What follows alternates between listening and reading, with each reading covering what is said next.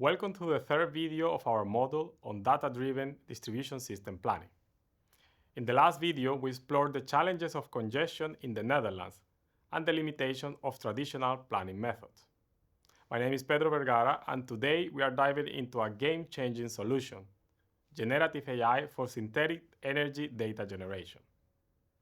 Let's start with generative AI.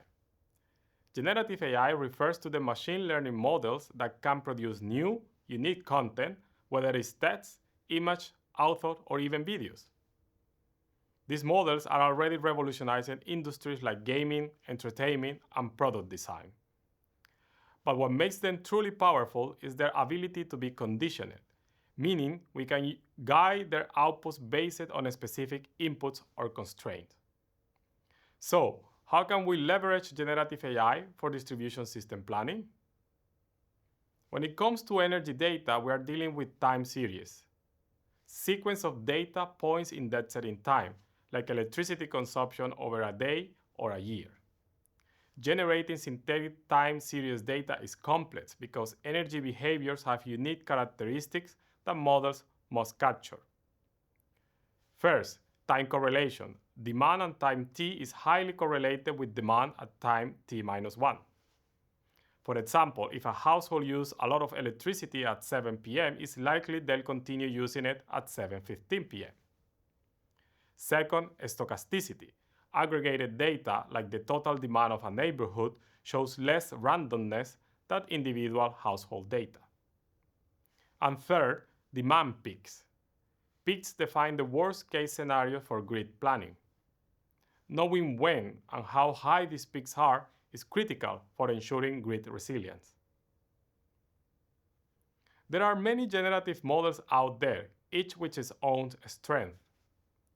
Classical models like Gaussian mixture models are simple and robust, but have limitations. Newer models like generative adversarial networks and variational autoencoders are more powerful, but were not originally designed for time series data.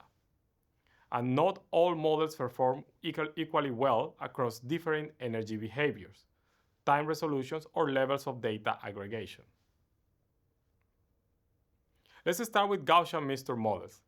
Gaussian mixture models are a robust statistical tool in machine learning. They approximate complex multimodal distributions by combining simpler Gaussian distribution as shown in the slide. For energy data, we can fit a Gaussian mixture model per time step to capture the distribution of demand at that moment. However, Gaussian mixture models have a major limitation. They disregard time correlations. In other words, they treat each time step independently, ignoring the fact that demand at one time step is often related to demand at the next time step. This makes them less ideal for time series modeling. Next, let's look at variational autoencoders. Variational autoencoders are designed to capture the underlying probability distribution of a dataset and generate new samples from it.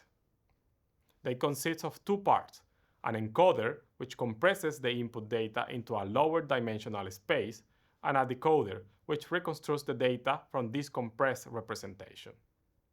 The loss function for training a variational autoencoders has two terms. The first term is the reconstruction loss, which measures how well the decoder recreates the original data. The second term is a regularization loss, often using the Kullback-Leibler divergence, which ensures the learned distribution stays close to a prior distribution, like a standard normal distribution.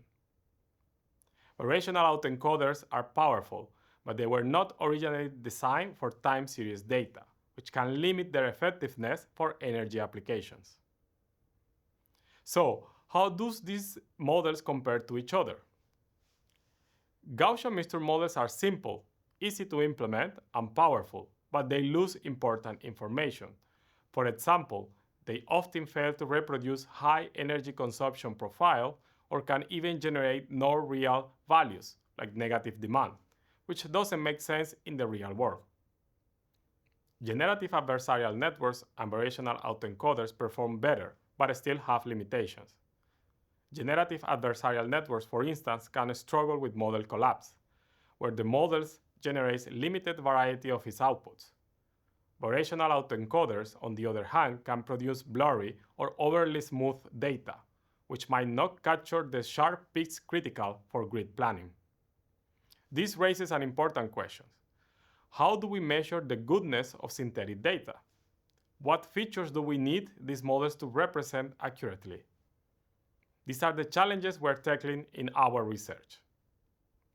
Before we can trust synthetic data for real-world application, we need to ensure if it is good enough for its intended purpose. But what does good enough mean? Here, quality can be quantified from three different perspectives. First, fidelity. How close does this synthetic data match the statistical properties of the original data? This can be measured using distant metrics like the Wasserstein distance. Second, utility. How useful is the synthetic data for a specific task?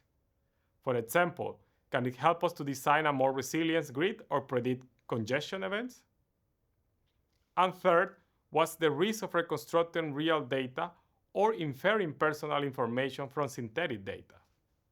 Privacy is especially critical in energy applications, where smart meter data can reveal sensitive details about individuals' behavior.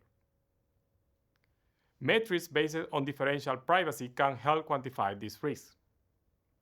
Balancing these three aspects, fidelity, utility, and privacy, is essential for creating synthetic data that's both realistic and responsible. To summarize, generative AI models can help overcome the lack of energy data, for instance, due to privacy constraints. We need to be careful with the metrics used to evaluate the quality of the synthetic generated data. In the next video, we will discuss how time series energy synthetic data can be generated.